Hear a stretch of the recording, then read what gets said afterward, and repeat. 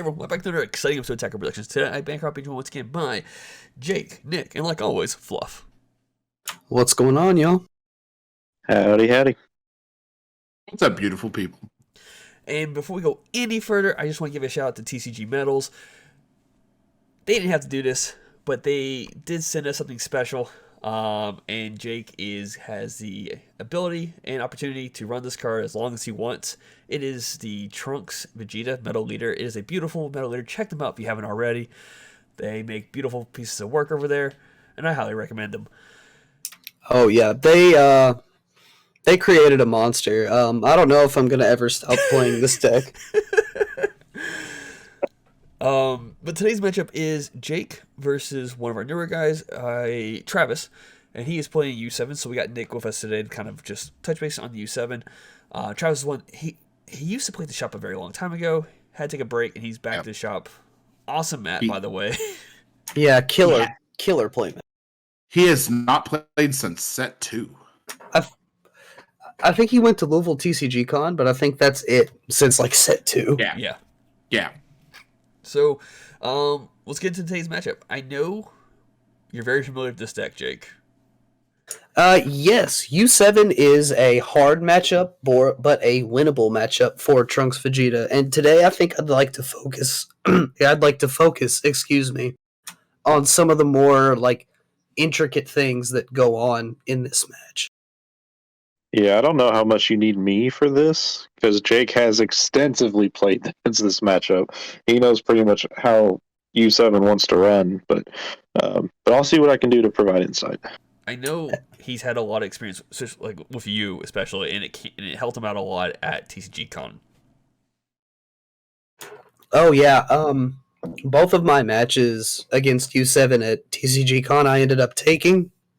And as you can tell, I'm kind of under the weather.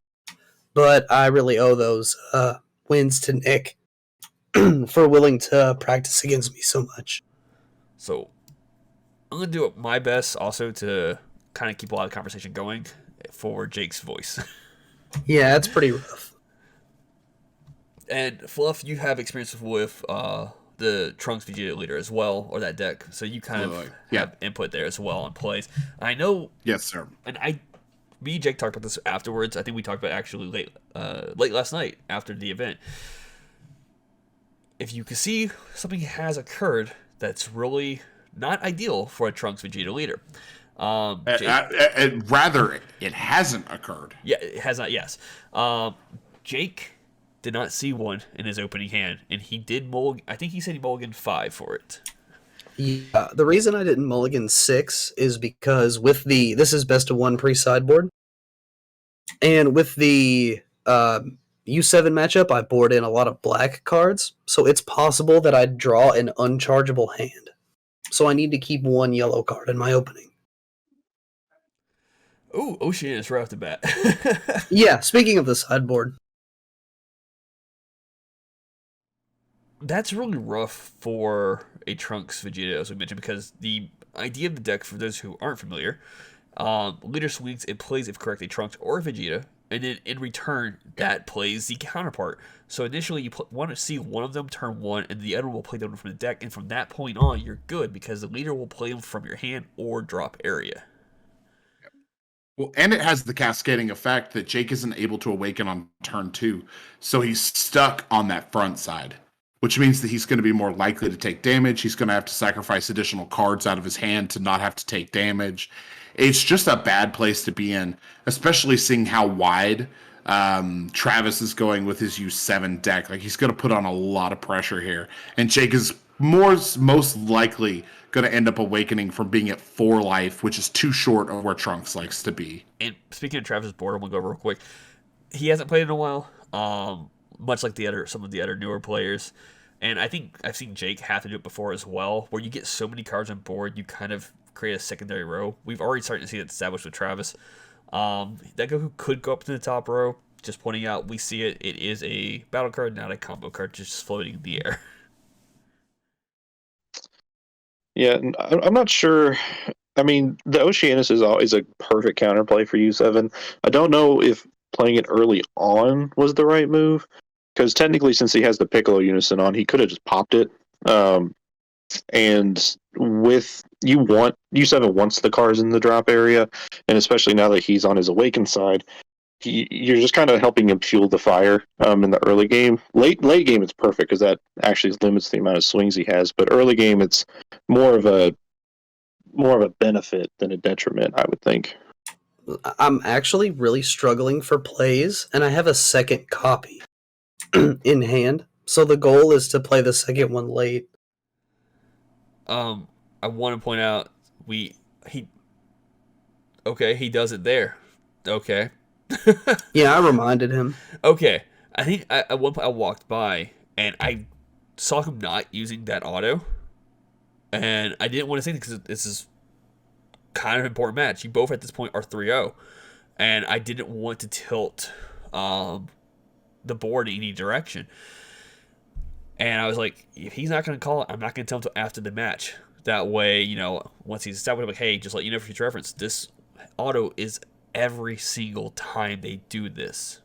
So there will be a couple more instances later in the match where he forgets to use the auto. So it's a very forgettable auto from what I've seen. It can be. I've seen people forget too. I know I've played against him before, and I'm like, I negate, and I wait for a second. I'm like, are we good? And he's like, yeah. And I'm like, okay. And I feel so bad when my opponent doesn't call it out, and I'm like, all right. Yeah. In my U7 list, I run the Jiren Unison, and that has not a similar, kind of similar auto where it negs a battle card -10 on play or Unison. So it's one of those things where you just have to remember what your cards are doing. Like, I've had a lot of card decks in the past that had that effect where your opponent's like, is that okay? Is that okay? And you're just like, what are you talking about? What is what okay? So yeah, it's pretty easy to forget things like that. And Putin is such a strong card, I feel like, for this go up against U7, because a lot of the cards we explained earlier, or in other videos, they play for fairly cheaply by using activate mains, I think it is. And so getting rid of these dual attacks, because I think Freeze is a dual attacker, if I'm correct, helps out a lot. Oh yeah. I'm just trying to get something going. As you can see, I'm already in UI Goku range, so I have to get something on the board to disrupt. Yeah. And you still haven't established a Vegeta or a Trunks, which, like we mentioned earlier, is just really holding you back. Yeah, I've won this matchup without seeing them, but in that matchup I did see them eventually.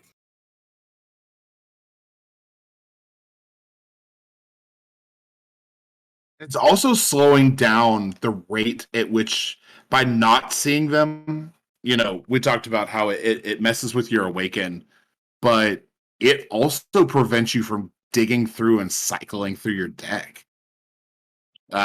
Because you get the draw 2 essentially once per turn off of an EX Evolve, and without having that, you're not really drawing more than one card per turn, which is slowing you down even more and limiting your hand size. So your ability to defend against this onslaught turn after turn has to be diminishing. Yeah, it's getting rough. Like, the early Oceanus was the best I could do. Yeah. So does the Awaken have the same effect, right? Where you can play one or draw? On the Awaken side, when I swing, I can draw a card or play a 1-drop from hand or drop area. Okay. Drew one off the leader swing. Yeah, really awkward. Maybe I should have even held off on playing this and tried to play it on my next turn with a leader swing for free. I don't know. You really got to get this moving. And you really need to start getting the draws so that you can survive. It's very possible that he kills you next turn. Yeah, like, and the only way, and you have to put more pressure on the U7 because he's at a really high life right now too. He's at 7. 7 or 8. Yeah, my goal at this point is to mill him out.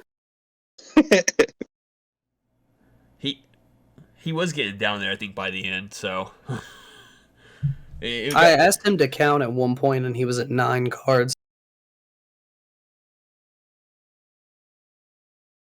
Do you know what his deck size is? Does anybody know? I think 60. 60? He's been milling a lot, and then milled 8 off of Oceanus, I believe. Yeah. Now, a lot of people, when they play the deck, they play it completely differently. But when I play U7 and I get on my Awakened side, I like to not really mill myself at that point. Mostly because you don't have to, because you've on the Unawakened side, you've generally put a lot in the drop area, and in this case with the Oceanus, you've helped them that with a little bit too. But yeah, it's really easy to lose track of how much you're putting in the drop area just because you have so many effects that draw you cards and move stuff there. So especially in these later turns, it's very important to keep track of your deck size.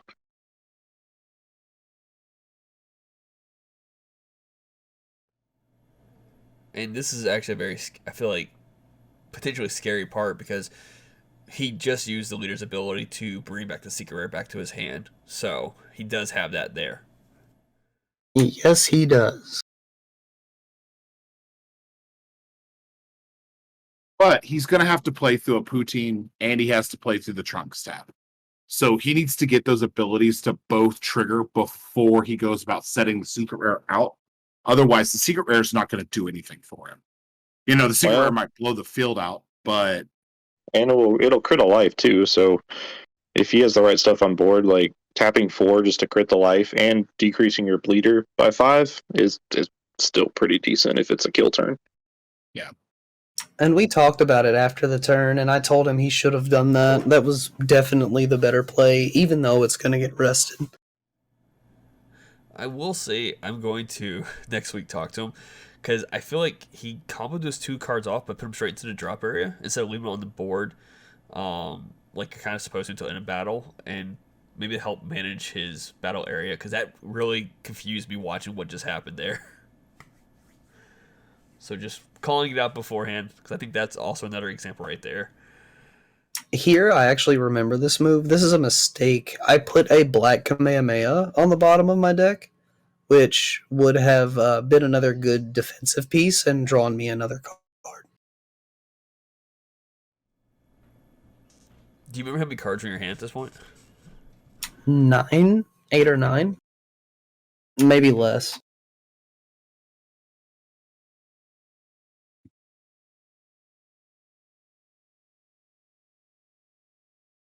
No, it's less than that. Yeah, I was going to say I would be really surprised if you were at 8 or 9 cards in hand. I'm with just as slow of a noticing start I've as got you had. 4 energy, yeah. And he hasn't played anything yet, has he? Not this turn, no. Okay, so since U7 plays stuff pretty cheaply for mostly 1 energy, it's pretty easy to get out of the poutine and Trunks at the same time.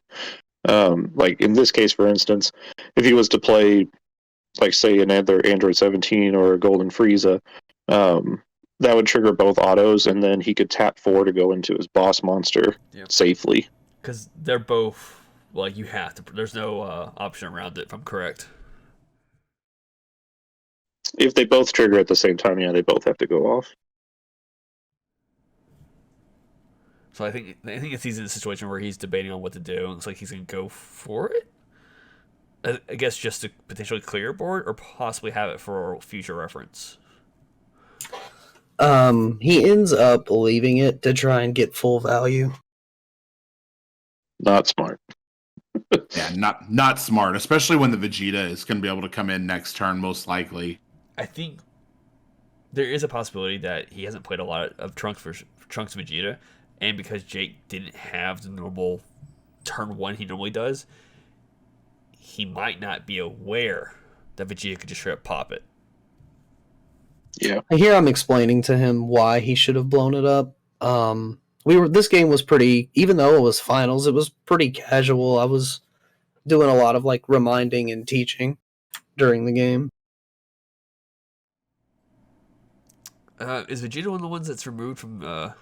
No, that's what we were checking. Okay, it doesn't matter. He's already activated the leader's ability anyways. Yeah. But some good sideboard tech if anyone's interested in U7. We Are Universe 7 would be a good extra card maybe for sideboard tech because it can grab any U7 out of the drop area. So technically, if your Secret Rare goes back in, you can always tap one to get it back. Here he go ahead and plays a Yamcha, and Yamcha will get rested by Trunks. How did In actuality, the Vegeta should be in rest and the Trunks should be inactive, but I'm a little bit tilted at this point, and I'm like flip-flopped. Gotcha.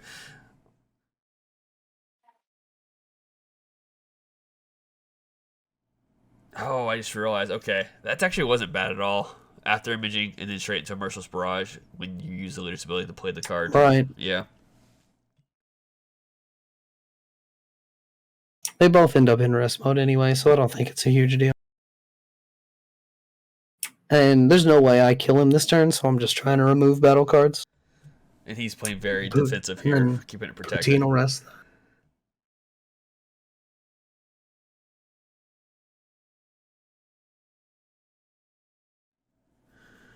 Wouldn't, out of curiosity, both Poutine and Trunks triggered? Yeah, it would have. I actually just realized that.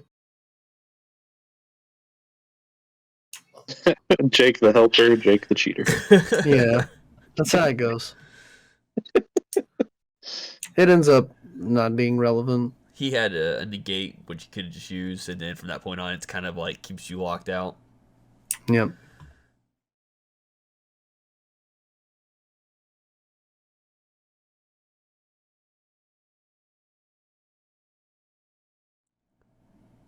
So here he's going for a swing. And I guess at this point, it's really just getting a very wide board or potentially playing the 8-drop Goku. I'm -1 on the Vegeta, so if he plays the 8-drop, he won't be able to attack with it. Yeah, locked in. So now it's just the idea of just trying to go wide. With 6 energy, he can pretty much play anything in the deck but the 8-drops. Yeah, the sky's the limit for him at this point. You still have one open. Well, now it's gone. But having Mecha Frieza is very useful in this situation because now it does limit the attacks he can do. Which again, the Piccolo auto should have just cleared that anyway, so he didn't really have to Yamcha there. But I will say because he did that, he's went ahead and procced both of Poutine's and Trunks' autos without having to waste any energy doing so. So that wasn't a bad idea in my opinion. And then he can just blow up the blocker here. I don't think he remembers to, though. He does not. This is when I walked by the table and I saw that it was still there. And I was like, oh, he didn't activate. Okay, I'll tell him after the match so I don't kind of... Because it seems like it's getting to a point in the game where it's he very remembered. dicey. Yeah, see, I just picked it up. And now he does have quite a lot to switch to rest mode still, so he can push more if he wanted to. And this right here, I was curious if he was going to come with that off or not, because he still has 5 energy. I don't think I looked at his hand, but I noticed that, like we talked about earlier, it can play a lot of stuff very cheaply, and that could potentially be a swing. It could be a card that you can use to tap for another card swing, and I think he ends up leaving it at the 29. Yeah.